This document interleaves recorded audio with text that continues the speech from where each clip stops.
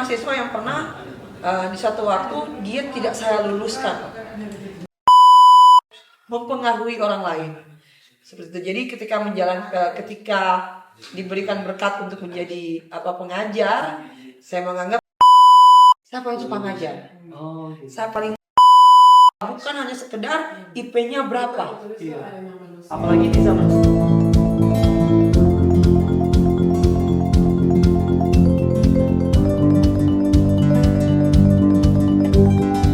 Halo, selamat datang di Gorilla Podcast. Ini episode pertama dan untuk tema hari ini adalah It's Again Sierra, Get in Touch with Your Lecture. Dan kita akan kedatangan bintang tamu dari dosen Fakultas Hukum Samratulangi. Oke, sekarang kita sudah bersama-sama dengan salah satu dosen di Fakultas Hukum. Dan untuk pertama-tama kita berkenalan dulu dengan Enci yang satu ini. Hai, selamat sore. Natalia Lengkong, sekarang mengajar di Fakultas Hukum Universitas Samratulangi. Saya dari bagian hukum internasional, jadi ekspertis saya itu hukum internasional. Memang hukum internasional ya. Boleh cerita Ci, kira-kira kalau berkarir dari dosen itu sudah berapa lama?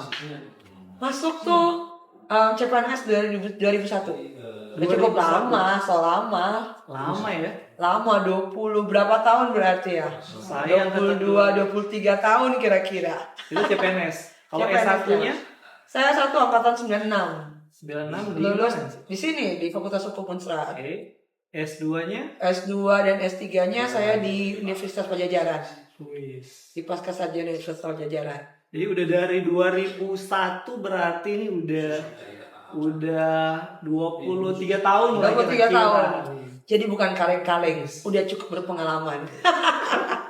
Saya ini masih baru, jadi kita mesti belajar banyak sama senior-senior. Kira-kira setelah ini 21 tahun berpengalaman lah ya, Ci. Kira-kira apa sih suka dukanya jadi dosen? Kebanyakan sukanya sih, karena memang udah passion memang. Ya, udah passion memang dari dulu. Kayaknya sepertinya saya punya kemampuan untuk membagi ilmu dengan orang lain atau mempengaruhi orang lain. Seperti itu. Jadi ketika diberikan berkat untuk menjadi pengajar, saya menganggap itu salah satu dari passion saya untuk mengajar. Gitu. Jadi saya mungkin berpikir banyak sukanya, sedangkan kalau ada kesusahan saya tidak menganggap sebagai duka, tapi sebagai tantangan. Itu lebih sukanya ya sih. Kalau di dosen kan yang kita tahu kan ada Tridharma ya. Iya betul sekali. Di antara Tridharma itu yang mana yang paling enak nih menurut sih? Saya paling suka ngajar. Saya paling suka membagi ilmu. Cuma kan kita nggak bisa milih bahwa kita lebih banyak ngajar atau lebih banyak penelitian, tapi semuanya harus dibarengi secara bersama-sama. Jadi memang mengajar ya? Ya, mengajar, meneliti, dan melakukan pengabdian. Karena juga kalau kita hanya melulu mengajar di kelas atau melulu di laboratorium untuk penelitian, tapi kita nggak punya sumbangsi ke masyarakat, sepertinya tidak ada gunanya gitu. Ya. Tadi Enci bilang bahwa Enci itu dia di bagian hukum internasional. Ya, saya basicnya hukum internasional. Ada ketertarikan khusus kah? Soalnya kan kalau kita kan di bidang hukum nih ada yang bagian perdata, ada yang di bagian pidana atau tata negara gitu. Kenapa kok ini spesifik nih hukum internasional? Percaya nggak bahwa saya tuh dari SMP kelas 2 itu sudah memutuskan bahwa yang akan saya pelajari ketika saya mahasiswa kalau bukan hukum internasional itu hubungan internasional. Udah dari SMP? Jangankan di SMP, jadi dulu di sekolah waktu sekolah SD antara kelas 5 kelas 6 itu ada tugas yang dikasih oleh guru itu membuat rangkuman berita dunia dalam berita. Dulu di TV masih zaman TVRI ya. Masih zaman TVRI. Jadi kita bikin ringkasan ada berita dunia apa. Dan itu dilaporkan setiap hari. Nah, tahun 92 di Manado itu ada kedatangan kapal Nippon Maru. Oke. Kapal untuk program pertukaran pemuda-pemuda ASEAN dan pemuda Jepang. Jadi ada beberapa orang yang tinggal di rumah. Nah, mulai dari situ saya jadi tertarik bahwa mau belajar kalau bukan hubungan internasional, hukum internasional. Tapi akhirnya waktu itu berpikir bahwa saya kalau nggak hukum internasional, hubungan internasional. Tapi ketika masuk kuliah, ternyata saya tuh diterimanya di Fakultas Hukum. Jadi saya memang langsung ketertarikannya itu di hukum internasional. Jadi memang ketertarikan itu dari SMP ya? Iya betul, SMP. Kita dengar kosakata zaman purba ini. Dunia dalam berita jam 10 malam di TVRI. Di TVRI. Nggak sempat ya? Oh, saya sempat. Oh, sempat. Ya, tapi masih kecil. Jam 10 malam di TVRI. Dunia dalam berita. Selanjutnya, Kak Onci tadi bilang bahwa mengajar itu kesenangan. Ini pasti udah pernah ketemu mahasiswa dengan beragam jenis, beragam bentuk, dan beragam wujud. Betul, banyak sekali. Kira-kira ada nggak pengalaman-pengalaman seru atau unik-unik gitu Ci kalau ketika ketemu mahasiswa-mahasiswa ini? Ya, dengan segala keunikannya ada macam-macam lah. Tapi yang paling saya suka itu ketika mahasiswa itu ketika ditegur mau berubah. Dan itu ada. Jadi ada mahasiswa yang pernah di satu waktu dia tidak saya luluskan.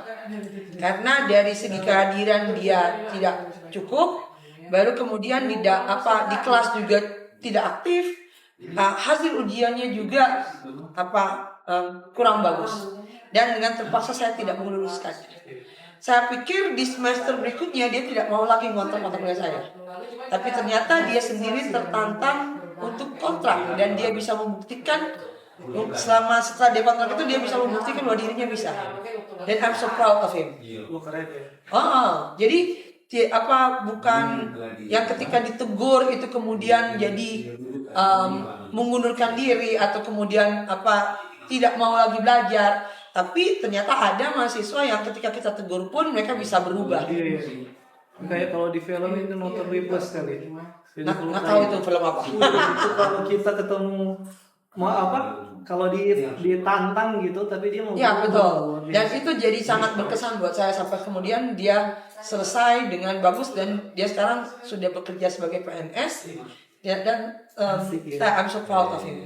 Soalnya memang sih kalau buat seorang dosen ya atau guru lah pada umumnya itu mereka sebenarnya bukan buat mahasiswa, kalau cuma buat mahasiswa pintar-pintar jadi pintar itu biasa sebenarnya. Tapi kan kalau misalnya ada di mahasiswa yang bisa berubah dari sebelumnya malas-malas gitu terus malah kalau menurut kita tugas dosen itu bukan hanya sekedar memberikan nilai yang atau tugas mahasiswa itu untuk sekedar cari cum laude begitu.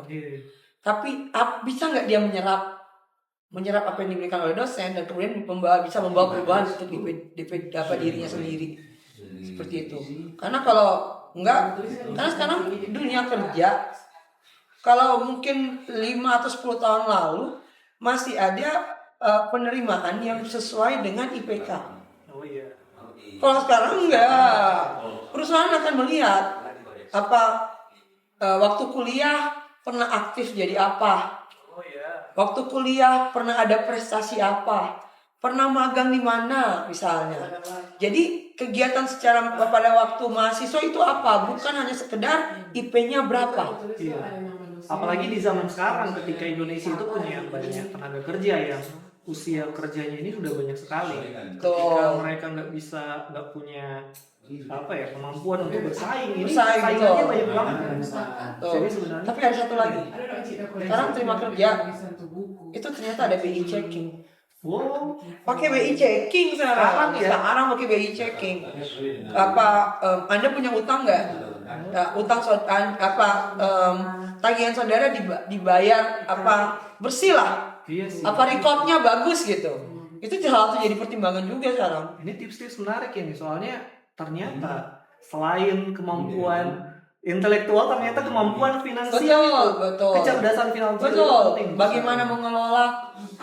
Karena dulu waktu S2 S3 di Bandung, saya di Unpad, jadi sudah terbiasa untuk eh, mengendalikan sendiri finansial saya Oh iya, kan di perantauan. di rantau. Mesti tahu. Bukan anak kos, anak asrama. Berat. Berat ya. Untuk pertama-tama, hoax itu apa sih kira-kira, Ci? Hoax itu kan berita bohong Heeh. yang dikemas dan disebarkan seolah-olah itu berita benar. Berita bohong yang dikemas seolah-olah itu Berita benar, betul. Jadi karena ini berita bohong, yang pasti akan ada yang dirugikan dari berita tersebut. Kira-kira kenapa sih? Maksudnya kok bisa sih ini berita hoax ini kok keluar gitu? Apa sih, kayak ada motif tertentu kan? Ada berbagai macam motivasi kan. Heeh. Ada yang biasalah, ada orang-orang yang pengen tuh seolah-olah mereka tuh yang punya informasi A1. Wih, A1. Ya, yang seolah-olah punya berita A1, dan kemudian tanpa menyaring apakah berita itu benar atau tidak, dan kemudian kan mungkin aja ada yang sengaja, ada yang dengan tidak sengaja itu menyebarkan. Iya. Ya itu bisa Bisa dikategorikan, juga tidak sengaja. bisa juga tidak sengaja. Iya betul. Bisa juga tidak sengaja, karena ya sekarang lah udah ada undang-undang ITE. Tapi jangan dulu berita-berita misalnya aja nih, disebarkan di ibu-ibu, di kalangan arisan ibu-ibu, misalnya ada yang meninggal gitu. Ternyata Iya. begitu dicek ternyata tidak. Ya dari zaman dulu. Saya ingat dulu itu tahun 70 80-an itu pernah ada kasus yang suara asang itu di bayinya sampai Nah, istri datang gitu, Ci, betul, tahu. Itu berita hoax itu dari tahun 70-an. Nah, dan itu waktu itu belum ada media sosial tentu saja. Iya. Jadi sekarang tentang penyebaran berita hoax itu sudah semakin sudah semakin diawasin karena sudah ada perkembangan internet, Iya. penggunaan media sosial. Jadi sekarang sudah lebih banyak disikapi, terutama sudah ada landasan hukumnya ketika terjadi pelanggaran mengenai berita hoax ini. Kalau landasan hukumnya udah Udah, kita tetap pakai undang-undang ITE. IT ya. Ya, tahun 2008. Oke. Itu berarti sekarang buat siapa aja yang menyebarkan hoax itu sudah ada Ya, dananya. ya betul sekali. Tapi jangan salah loh, yang menyebarkan berita hoax ternyata ada beberapa penelitian itu bukan hanya orang awam. Oh iya? Ya, di kalangan pekerja, di kalangan yang berpendidikan. Iya. Jadi ini berita hoax nggak cuma Kadang-kadang berita hoax itu jadi komoditas kan, kayak Ya, misalnya betul. kayak buzzer lah. betul. Jadi ada saya punya data. Iya. Jadi ada beberapa kerugian. Jadi itu seperti gini. Berita hoax ini ternyata berapa kasus ada yang dilaporkan itu orang awam tuh sebesar 29%, aktivis itu 8,2%, mahasiswa Mahasiswa. mahasiswa juga yang jadi terlapor. Baru kemudian ada data karena akibat hoax ini, misalnya paling banyak tentang ketika pada situasi politik. Oh iya, Ya, apalagi paling sekarang banyak. tahun Ternyata sebanyak 91,8%. Oh iya, Ya, jadi pada waktu pilkada oleh pemerintah, intensitasnya naik. ya betul naik. Baru kemudian banyak isu-isu sara. Isu-isu sara. Baru kemudian Itu soal digoreng waktu pemilihan yang isu sara. menurut penelitian isu sara dan isu ketika pada waktu pilkada, Iya sih. pemberitaan berita hoax paling tinggi. Iya sih, kalau negara kita apalagi kan mungkin masih isu sara itu masih kuat untuk Ya, karena memilih kita kan multicultural. Iya kali ya. Kita multicultural. Jadi sensitivitas ras, sensitivitas agama, kelompok itu masih kuat di kita. Kira-kira menurut Ci, kalau misalnya dampaknya sendiri terasa nggak nih berita hoax, atau apakah dia cuman ya udah ada berita tapi dampaknya kurang, atau ternyata dampaknya ini bisa besar nih? Bisa mempengaruhi. Iya sih. Tentu saja bisa mempengaruhi. Misalnya kalau misalnya di pilkada, ketika ada salah satu calon diberitakan ada efek negatifnya gitu, kemudian disebarkan melalui media media sosial, karena secara emosional masyarakat mau menentukan pilihan, jadi mereka cenderung untuk tidak lagi memeriksa apakah ini benar atau Oh tidak. iya, apalagi untuk pendidikan yang mungkin di pendidikan menengah ke bawah kali yang Ya betul. Jadi mereka tidak, karena emosional nih. iya Kan betul. saat-saat pilkada begini apa emosional semua Ah, ini, emosional semua. iya, biasanya juga kan orang-orang itu dia akan cenderung memilih kayak berita-berita yang sebenarnya menurut hati dia itu dia lebih Betul. suka, walaupun itu hoax ya. Ya, karena ingat ada yang dibilang apa, people want to hear what they want to hear. Iya, They see what they want to see. iya, makanya bahkan ketika ketika berita hoax ini keluar itu bisa dimakan. Betul. I see, I see. Nah, itu jadi apa, damage-nya, Besar efeknya berarti. besar. Oleh karena itu di studi hasil Mm-mm. penelitian ini bahwa 91% Iya, apalagi berarti ya itu pada waktu pilkada. dampaknya cukup besar Apa sebenarnya. pemberitaannya tentang pilkada? Terus kalau misalnya ternyata dampaknya bisa sebesar itu, kira-kira bagaimana cara untuk supaya nih berita hoax ini bisa bisa ditangkal lah? Karena dari dampaknya yang besar, terus yang mana kita tahu juga ya kan, Ci, kalau misalnya berita hoax itu kan penyebaran itu jauh lebih cepat daripada berita benar. Tuh, Berita bohong itu orang lebih lebih lebih gampang. Kalau orang kan jarang itu mereka mereka kalau dapat oh berita bagus nih, terus di sharing. Itu kan jarang ya. ya Tapi betul. kalau kalau berita hoax itu kan kencang sekali itu. Ya, Nah, kira-kira adakah upaya-upaya atau bisa yang dilakukan kayak sebenarnya upaya yang itu dua yang paling bagus untuk preventif. oh iya ya. Untuk preventif, pengetahuan dan sosialisasi. Oh iya. Pengetahuan. Jadi masyarakat itu harus diberi pengetahuan bahwa sejak dini ya, Hmm, sejak dini bahwa mana sih yang disebut dengan berita hoax itu.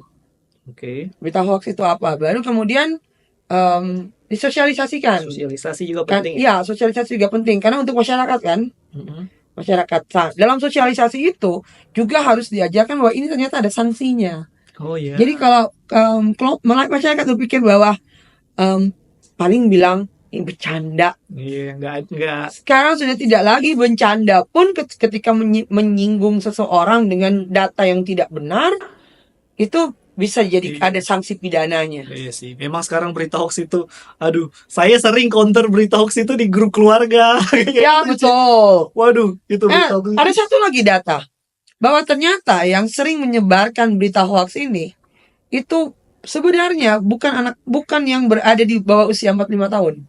Oh iya? Paling banyak lansia. Iya sih. Ya di grup, saya sih patokannya karena sering itu di grup keluarga, grup reuni. Saling siapa yang duluan toh? Iya, Jadi betul semua orang itu pengennya mereka yang punya data A1 dan mereka yang mau siapa yang lebih dulu menyebarkan. iya, Itu benar. mereka beranggap bahwa mereka akan dianggap hebat. Iya sih.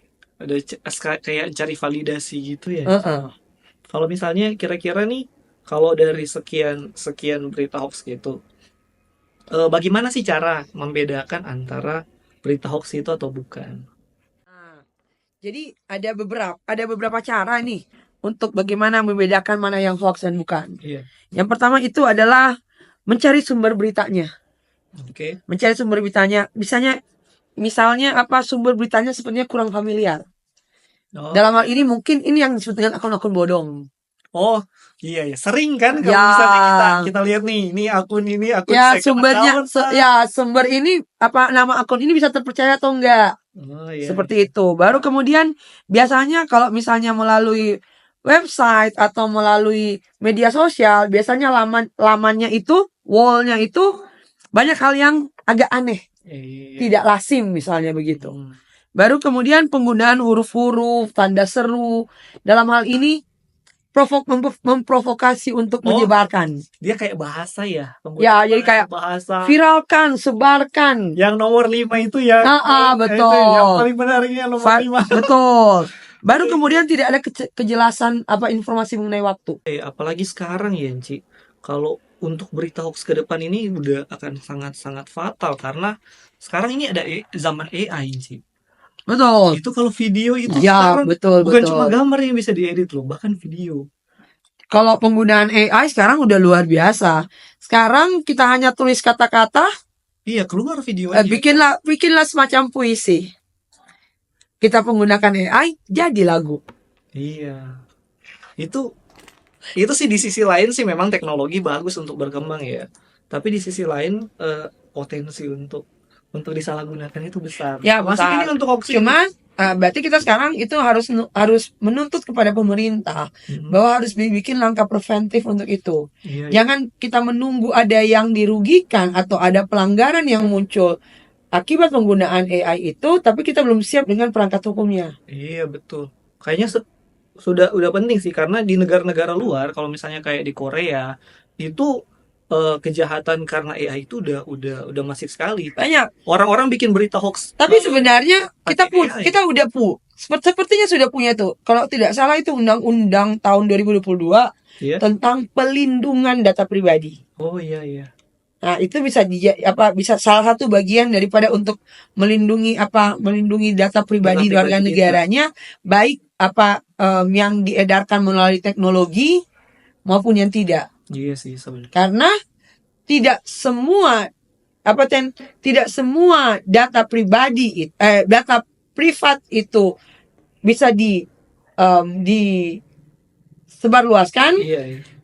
Ada juga yang tidak bisa disebarluaskan. Iya sih, itu topik yang sangat menarik sebenarnya untuk data pribadi. Apalagi kita udah banyak pengalaman sebenarnya ada kebobolan. Jadi memang setidaknya kita udah berusaha. Tapi secara tidak langsung akibat bukan hanya kesalahan pemerintah saja dalam melakukan pelindungan. Kita juga sebenarnya sering membocorkan data pribadi. Nomor handphone? Iya. Ketika ngisi pulsa di kios, yang nulis yang itu saya saya ini. Betul. Data diri itu tapi ada satu yang sangat membahayakan ketika kita membocorkan data nama orang tua, nama ibu terutama. Nama ibu. Karena data perbankan itu semua dibuka dengan data ibu. Data ibu. Sama kayak itu orang-orang itu suka sharing-sharing. Saya sempat lihat itu beberapa waktu lalu kayak lagi ngetren ngepost sekolah di mana itu sampai nama orang tua. Jadi ini sebenarnya buat edukasi juga bahwa kita sebenarnya jangan sembarang untuk jangan sembarang data pribadi ke media sosial lah atau ke jaringan lah gitu ya. Anak saya 12 tahun belum saya perkenankan untuk punya Facebook. Oh iya? Belum. Karena memang kalau ikut term and conditionnya di Facebook itself itu kan harus di atas 13 tahun. Sebenarnya begitu. Ya, tapi dulu sekarang bahkan di atas 17. Bayi pun sudah punya Facebook. Iya, dibikin sama orang tua. Tuh, dibikin sama orang tuanya. Iya sih. Itu. Tujuannya mungkin adalah untuk menyimpan kenangan, ada foto-foto. Cuma khawatirnya dimanfaatkan orang lain gitu. Iya, betul. Dimanfaatkan orang lain. Kan itu bahaya. Iya. Kira-kira menurut Enci apa kiat-kiat untuk menangkal hoax? Menangkal hoax. Cobalah yang disebut dengan think. T itu, is it true? Apakah ini benar? H itu, is it helpful? Apakah berita ini membantu? Kemudian apakah I itu, apakah it's inspiring, bisa menginspirasi, bisa menggugah? Atau kemudian untuk N, apakah berita ini necessary? Dibutuhkan atau enggak? Dan yang terakhir itu, apakah berita ini kind? Apakah ada kebaikannya atau tidak? Jadi ketika kita menerima berita, kita harus memikirkan dulu, think dulu, baru kemudian kita menyebarkan. Seperti itu. Baiklah, dengan demikian episode hari ini untuk Gorilla Podcast sudah selesai. Terima kasih banyak buat Cecilia sudah jadi tamu kita buat hari ini. Sampai ketemu lagi di kesempatan yang selanjutnya. Bye. Bye.